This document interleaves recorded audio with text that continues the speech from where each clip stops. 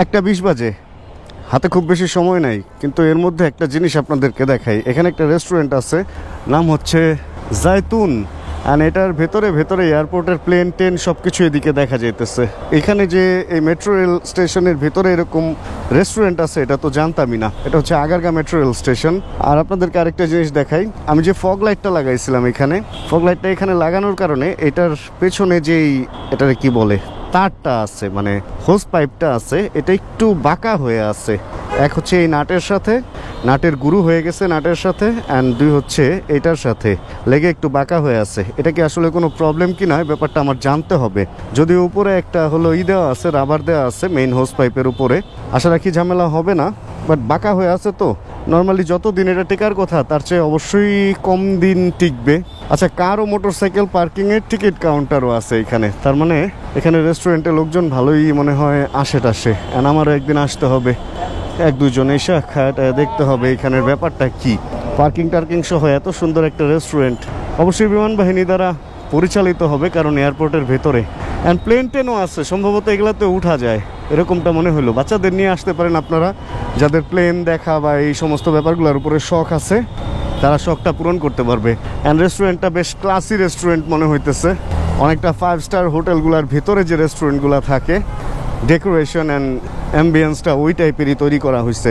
একটা 22 বাজে, আমার 4টার মধ্যে হচ্ছে উত্তরা একটা ব্যাংকে ঢুকতে হবে, কিন্তু তার আগে আমার আরও কিছু কাজ আছে। একটা 22 থেকে 4টার মধ্যে ঢোকাটা কোনো বড় ডিল ছিল না। আর বাকি যে কাজগুলো আছে সেটা হলো মার ওই যে একটা ওষুধ যে কিনি, ওটা আগে ছিল 10 নম্বর সেক্টরে, কিন্তু এখন ওটা চলে গেছে হচ্ছে 11 নম্বর সেক্টরে। এটা মোটামুটি আগের চেয়ে বাইরে হয়েছে, বাট মানে আমার জন্য এদিক থেকে যে যাইতেছি একটু উল্টা পথে হবে। দিয়াবাড়ি দিয়ে গেলে ভালো হইতো, ভুল কি করলাম। দিয়াবাড়ি দিয়ে গেলে আসলে অনেক বেশি ভালো হইতো, এদিক দিয়ে আমার ঘোরা বেশি পড়বে। বাট হয়তো বা এই দুপুরবেলা রাস্তাঘাট একটু ফাঁকা থাকবে, এই জন্য আমি আশা রাখতেছি যে মেডিসিনগুলো কিনে দেন ব্যাংকের কাজটা সেরে দেন যাব বাসায়।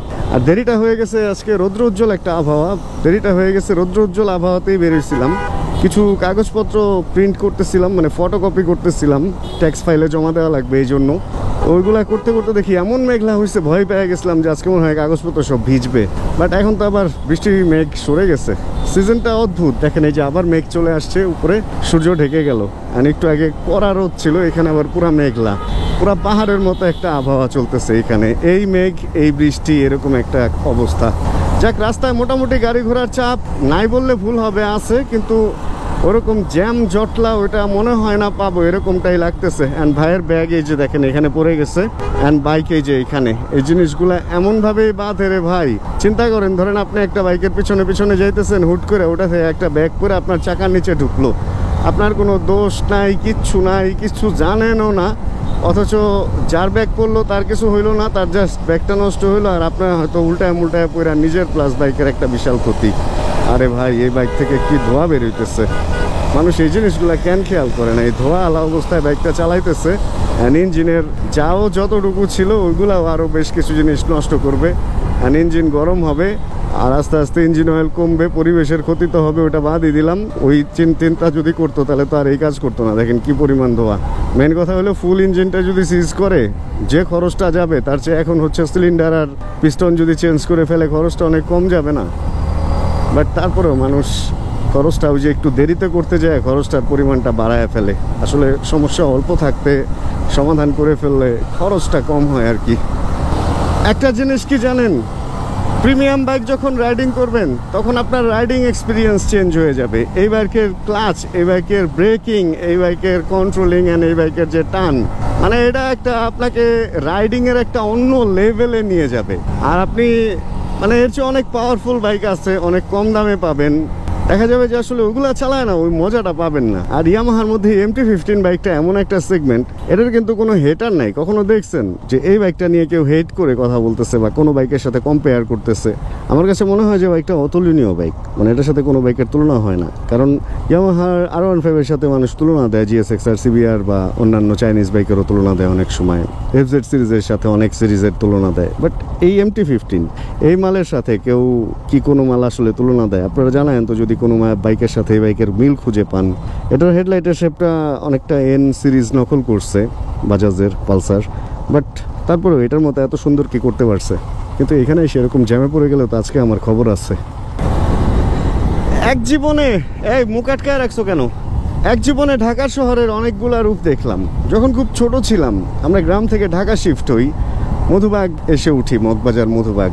আর তখন ঢাকা শহরের রূপ ছিল এক। আসলে এত ছোটবেলার ওই স্মৃতিগুলো অতটা মনেও নাই, তবে যতটুকু মনে আছে, বড় বড় রাস্তায় বের হইলে লাল লাল কিছু বাস দেখতাম বিআরটিসির, যেটা মনে হয় ঢাকার সৃষ্টির শুরু থেকেই আছে বাংলাদেশে। বিআরটিসির কিছু লাল বাস এখনও আছে, ওই যে সামনে দোতলা প্লাস একতলা, তারপরে দোতলা ডবল ডেকার, এগুলা তো ছিলই।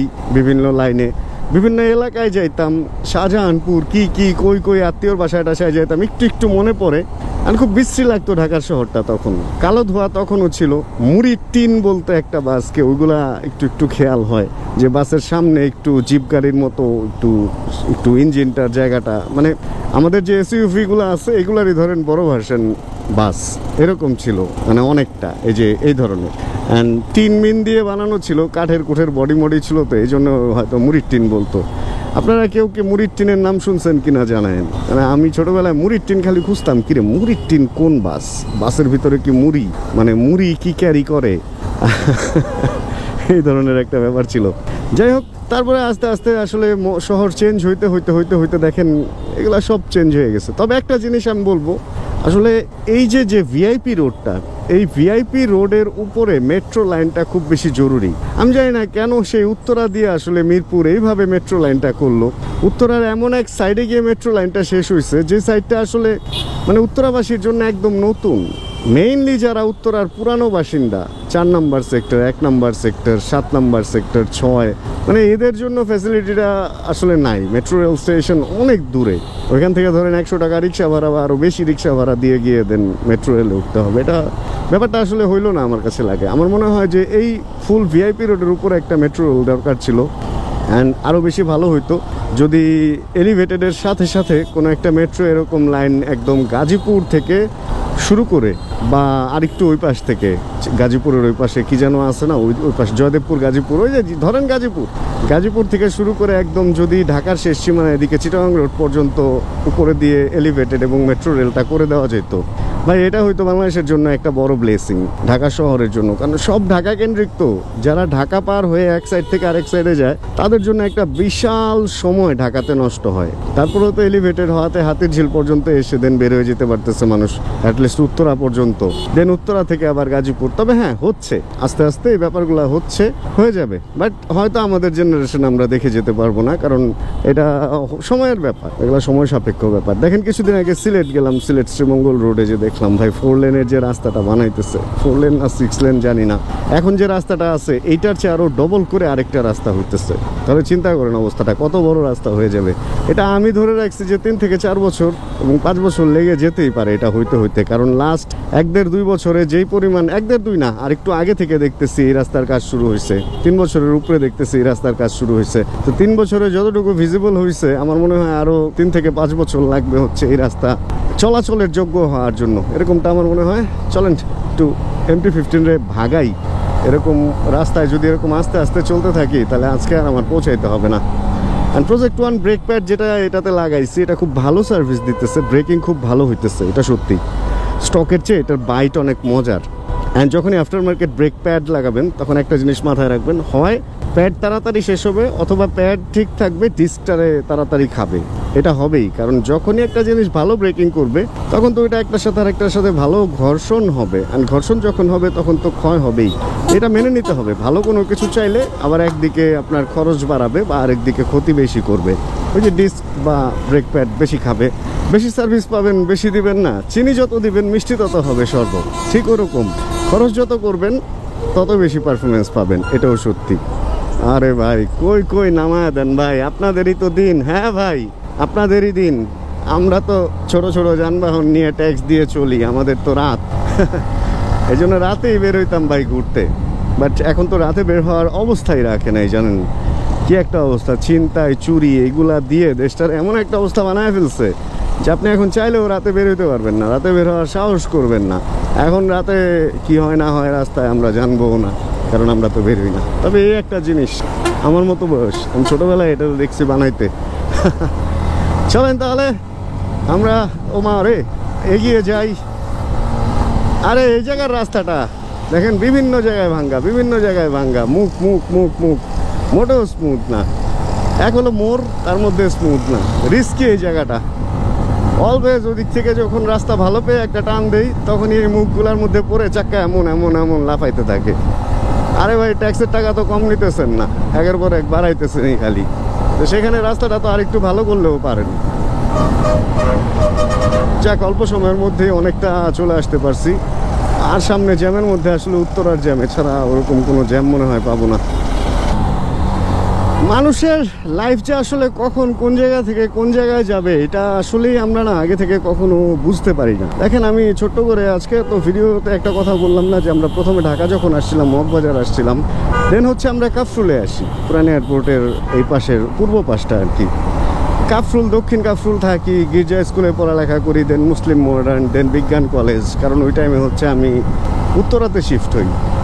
অ্যান্ড সেইখান থেকে আমি উত্তরা থেকে দেখেন রেগুলার থাকতাম উত্তরায়, এখান থেকে বের হইতাম, বের হয়ে দেন মিরপুর যাইতাম বিভিন্ন কাজে, বা ঢাকা শহরের বিভিন্ন সাইডে বিভিন্ন কাজে যেতাম। আর এখন এমন একটা অবস্থা হয়ে গেছে, এখন আমি থাকি মিরপুর, পুরানি এয়ারপোর্টের ঠিক পশ্চিম পাশে। এবার আগে ছিলাম এই পারে, এখন ওই পারে। আর এখন এই যে আজকে কাজে আসছি আমি উত্তরাতে, উত্তরা আসারই সুযোগ হয় না বলতে গেলে, মাঝে মাঝে আসা হয় আর কি। মানে এইখানে ছিলাম পার্মানেন্ট, এখন এইখানে আবার না, সামনে আবার কোন জায়গায় যাব ভাই। মানে আমরা আসলে কেউ বলতে পারি না আমাদের সাথে যে কি হবে 2 দিন পরে। জাস্ট এইটা আমরা করতে পারি। একটা কথা আছে না, নিয়ত গুণে বরকত। আপনার যদি কোনো গোল থাকে তাহলে ওইটার দিকে আপনি মানে এটাকে কি বলে, মেহনত করতে পারেন। মেহনত যদি করেন তাহলে আল্লাহ আপনাকে ওই জিনিসটা দিবে ইনশাআল্লাহ। আমি জাস্ট যে জিনিসটা চাইছিলাম ওইটার দিকে মেহনত করতেছি, আর আল্লাহ যতটুকু দিচ্ছে শুকুর আলহামদুলিল্লাহ। আর ইনশাআল্লাহ আরও সামনের দিকে এগিয়ে যেতে আপনাদেরও দোয়া থাকবে। আপনাদের দোয়া ছাড়া আসলে কিছুই সম্ভব ছিল না। দেখেন, আজকে আমার গ্যারেজে 6টা বাইক টোটাল, যদিও 5টা আমার, একটা আমার না। তো টোটাল এই 5টা বাইক ওন করা খুব একটা সহজ ছিল না আমার জন্য প্রথম দিকে, বা এটা চিন্তা করাও এতটা সহজ ছিল না যে আমার 5-5টা বাইক থাকবে, বা আরও বেশি বা আরও কম। মানে একটা বাইক থাকবে, এটাই আমার চিন্তায় ছিল না। আপনারা ভালোবাসা দিয়েছেন, এই জন্যে আজকে এই জায়গায় আসতে পারছি। আপনারা যদি আরও ভালোবাসা দেন, আপনাদের নিয়ে আমি আরও অনেক দূর এগিয়ে যেতে চাই। আসলে এটা খুব একটা ইজি যেমন না, ওরকম যদি আপনি সৎ থাকেন তাহলে খুব একটা কঠিন কাজও না। অনেকেই আমার কাছে বলে, ভাই একটা বাইক গিফট করে দেন বা কিছু। ভাই, এটা কেমন কথা? হাত কেন পাতবেন? আমি আপনাকে চিনি না, জানি না, আমি আপনাকে বাইক কেন গিফট দিব? এটা তো আমি গিফট বলবো না, এটাকে আমি বলবো ভিক্ষা। আমি কেন বাইক ভিক্ষা দিব আপনাকে বলেন? আমি তো আপনাকে চিনি না, জানি না, কিছু না। আচ্ছা, MT-15 সাইলেন্সার পাইপ এমন কে? এটা তো MT-15 ভার্সন 1-এর মধ্যে সাইলেন্সার পাইপ লাগাইছে ইসের, M সিরিজের, M বা ভার্সন 4 যে R15, ওইটার সাইলেন্সার পাইপ লাগাইছে। বাট ভালো লাগতেছে কিন্তু দেখতে। একটা জিনিস দেখে তো মজা লাগলো, বেশ কম্প্যাক্ট অ্যান্ড ছোটো লাগতেছে। MTর সাথে আসলে এই সাইলেন্সার পাইপটা একটু বেশি বড় লাগে, ওটা লাগানো তো একটু ছোটো ছোটো লাগতেছে, এটা ভালোই লাগতেছে। আচ্ছা, যেখানে আমরা ছিলাম আসলে মেহনত করতে হবে, মেহনত করলে ইনশাআল্লাহ সাকসেস একদিন আপনার কাছে ধরা দিবেই। এই হলো মেন কাহিনী। তবে হ্যাঁ, সত্যি এটাও যে আমি এখন যেখানে আছি, আমার টার্গেট আসলে আর একটু সামনে যাওয়া। এখানে আমি বসে থাকার জন্য বা এই জায়গায় আসছি এই জন্য থেমে যাব তা না। কারণ মা একটা কথা বলতো ছোটোবেলা থেকে, এখনও বলে, যে বসে যদি খান, বসে বসে যদি শুধু খরচ করেন, তাহলে রাজার ভাণ্ডারও এক সময় ফাঁকা হয়ে যায়। রাজাও যদি বসে খায় কোনো কাজকাম না করে, তাই না? দেখেন, বহুত এরকম ঘটনা আছে। অনেক ধনী ছিল, পরের জেনারেশন সব বেচছে, এখন ভিক্ষা করে খায়, এরকম আছে না? আয়ুব বাচ্চু স্যার তো একটা গানই গেয়ে ফেলছিল, এক পুরুষে গড়ে ধন, এক পুরুষে খায়, আর আরেক পুরুষ এসে দেখে খাওয়ার কিছু নাই। এই ধন কিন্তু সেই ধন না, এই ধন হচ্ছে টাকা পয়সা আর কি, ওই ধন। যাই হোক, ভিড়ভাড়টা আছে এখনও উত্তরায়। আর আজকে এখানে এসে বুঝতেছি যে আসলে মানুষের যেখানে কাজ তার ওই এলাকায় থাকা উচিত। এইখানে আজকে আমার এই যে উত্তরা আসতে যে টাইমটা লাগতেছে, এই কাজটা আমি প্রত্যেক দিন করতাম। প্রত্যেক দিন এখান থেকে আমি মিরপুর যাইতাম, রাতে আবার ব্যাক করতাম। এতে করে ফিজিক্যাল যে পরিশ্রমটা হইতো, প্লাস বাইকের উপরে যে প্রেশারটা যাইতো, ভাই মানে ঘরে থাকার চেয়ে মাঝে মধ্যে বাইরে থাকা ভালো, যদি কর্মক্ষেত্রের পাশে আপনি বাসা না রাখতে পারেন। এরকম অনেক লোক আছে যারা বাংলাদেশের বিভিন্ন কোণা থেকে ঢাকায় এসে সাকসেস হয়ে যেতেছে, আর আমরা ঢাকার লোকজন মুখে আঙ্গুল দিয়ে চুষতেছি যে কবে একটা ভালো কিছু হবে। ভাই, বসে বসে আঙ্গুল চুষলে ভালো কিছু আপনার সাথে হবে না, এই অবস্থা। আচ্ছা চলেন এই জ্যামজটলা থেকে বেরোই। তবে বাংলাদেশের এই জায়গাটা কিন্তু একটা ইন্টারন্যাশনাল কোয়ালিটি, হয় ইন্টারন্যাশনাল কোয়ালিটির পিছনটা মাইরা দিচ্ছে এই রিক্সাটা। দেখেন ইন্টারন্যাশনাল কোয়ালিটিতে রিক্সা চলতেছে মেন রোডে। এত সুন্দর এত বড় করে একটা থার্ড টার্মিনাল বানাইছে ভাই, সত্যি কথা আমি বেশ কয়েকটা দেশ ঘুরছি, এত সুন্দর এয়ারপোর্ট টার্মিনাল মানে খুব বেশি দেশে যে আছে ব্যাপারটা তা না, অনেক বড় বড় আছে, বাট এত সুন্দর গুছানো এরকম আসলে আমি কমই দেখছি, বা বলতে গেলে দেখি নাই, বা এরকমই অনেক সুন্দর করে করছে। কিন্তু কালারটা যেটা করতেছে এটা একটু আমার কাছে বেশি একটা ভালো লাগতেছে না, শাপলা ফুল টুল দিয়ে একটু ডিফারেন্ট টাইপের করে ফেলছে। যাই হোক, হয়তো এটার একটু উৎসব মুখর কিছু বানাবে, এরকম হইতে পারে। যাক, এই জায়গাটা অনেক বেশি সুন্দর, এই জন্য ফুটেজটা নিলাম। আর এইখানটা আসলে একটু আপন আপন লাগে, মনে হয় যে আপন ঘরে ফেরত আসছি, এরকম লাগে ব্যাপারটা। আর ওইদিকে একটা নতুন লাইন হয়ে গেছে দেখা যায়।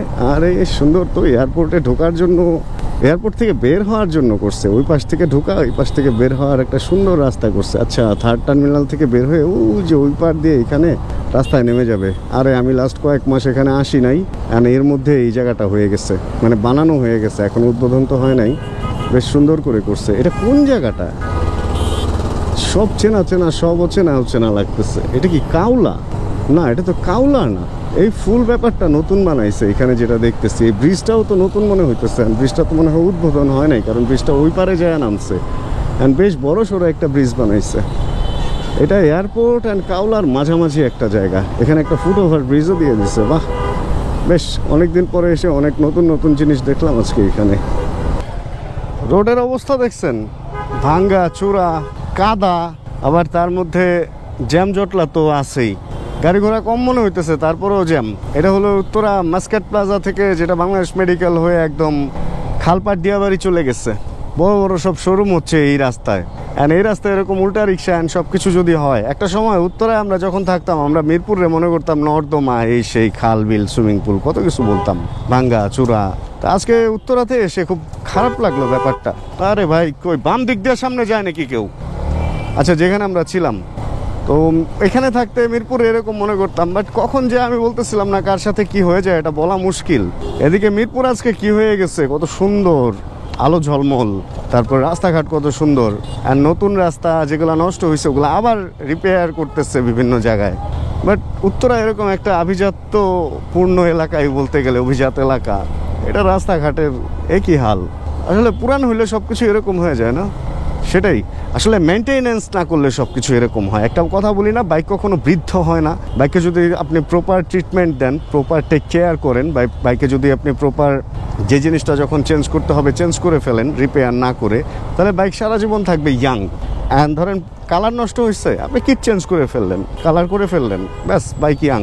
তো উত্তরার অবস্থা হয়েছে, আসলে উত্তরাকে প্রপার টেক কেয়ারটা করা হইতেছে না, বৃষ্টি পড়তেছে, আবার বাড়ি ঘরের কালার টালার, রাস্তাঘাট এগুলো সব নষ্ট হয়ে গেছে। মানে এখন ওই যে উত্তরার গ্রাম বলতো না অনেকে, আসলে এখন আর গ্রাম তো দূরের কথা, উত্তরা এত উন্নতই হয়ে গেছে যে উন্নত হয়ে আবার এটা অনুন্নতর দিকে। দেখেন ভাঙ্গা চূড়া, যাক ঠিকঠাক হয়তো করতেছে, ঠিক হইলেই ভালো। আমার অনেক প্রিয় শহর উত্তরা, আমি চাই না উত্তরা কোনো খারাপ রূপে রূপান্তরিত হোক, উত্তরা সুন্দর থাক, এটা আমি অলওয়েজ চাই আর কি।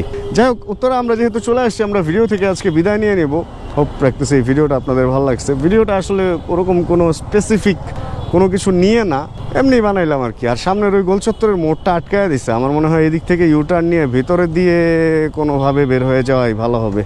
দেখি, আসলে অনেকদিন পর পর কোনো এক জায়গায় আসলে হুট করে বোঝাও যায় না যে আসলে কোন জায়গা দিয়ে কোন রাস্তা কই গেছে, কোনটা বন্ধ করছে, কোনটা চালু হয়েছে। জনগণ যতদিন পর্যন্ত এরকম অতিরিক্ত থাকবে এবং আমরা যতদিন পর্যন্ত এরকম বেনিয়মে চলার জন্য দৌড়াদৌড়ি করব, অতদিন পর্যন্ত এরকমই হবে। এক এক সময় এক এক নিয়ম দেখতে দেখতে আমরা হয়রান হয়ে যাব আর কি। যাক, তাহলে আজকের ভিডিও থেকে বিদায় নেই, কারণ যে ভিড় আর সামনে আকাশ যে কালো দেখতেছি, মনে হইতেছে অনেক বৃষ্টি টিষ্টি হবে। যদি এই ভিডিওতে কোনো কিছু ভালো লাগে প্লিজ একটা লাইক দিয়ে দিন। চ্যানেলে যদি নতুন হন প্লিজ সাবস্ক্রাইব করে আমাদের ফ্যামিলি মেম্বার হয়ে যান। অ্যান্ড উত্তরায় কিন্তু বৃষ্টি বেশি হয়, তা আকাশ দেখেই বুঝতেছি। আর যতক্ষণ পরবর্তী ভিডিও নিয়ে আবার আমি আসতেছি, ততক্ষণ ইনশাআল্লাহ আমরা থাকবো ভালো, আমরা থাকবো সুস্থ এবং করতে থাকবো চিল ইনশাআল্লাহ।